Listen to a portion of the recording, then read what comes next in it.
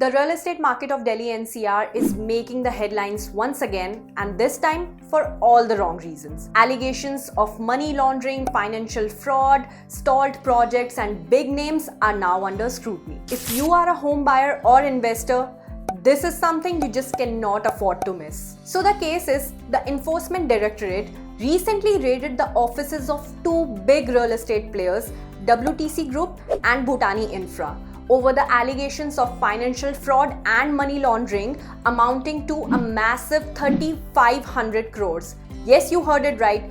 3,500 crores. You must be thinking that what led to this massive crackdown? Well, let's delve deeper and talk about this. So, multiple complaints from home buyers and investors were registered accusing these two developers of taking the money for the project that never materialized or were indefinitely delayed. The Economic Offences Wing had already flagged these issues, and now ED is digging deeper into potential fund siphoning. Basically, the overall impact of this raid activity is huge. The World Trade Centers Association, WTCA, has revoked 13 licenses held by WTC Noida Development and Spire Tech Park, affecting projects across Ahmedabad, Noida, and more. So what does this mean to you as a home buyer or investor?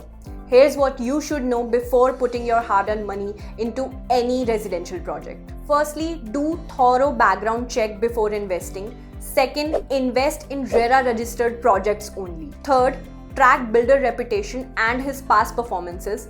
Fourth, avoid too good to be true deals and offers. Lastly, stay updated on legal developments in your area. Let's not forget that the real estate market in Delhi NCR is still thriving, but caution is the key. So stay informed, do your research, and protect your investment. So that's all for today. If you like this video, tap on the bell icon and subscribe to our channel.